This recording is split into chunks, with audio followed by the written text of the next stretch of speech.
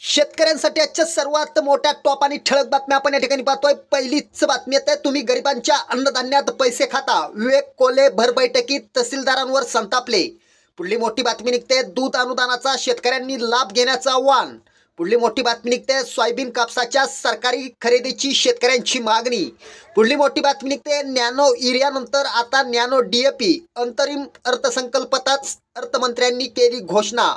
पुढली मोठी बातमी निघते, शेतकरी ते थेट ग्राहक व्यापार करण्याची मागणी, संचालकांचा विरोध, शेतकऱ्यांचे आंदोलन सुरूच।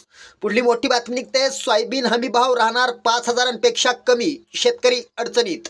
पुढली मोठी बातमी निघते, कांद्याच्या आढाव्यासाठी पुन्हा केंद्राचे पथक राज्य दौऱ्यावर। पुढली मोठी बातमी निघते, अहमदनगर जिल्ह्यातील शेतकरी कुटुंबातील मुलगा झाला उपजिल्हाधिकारी।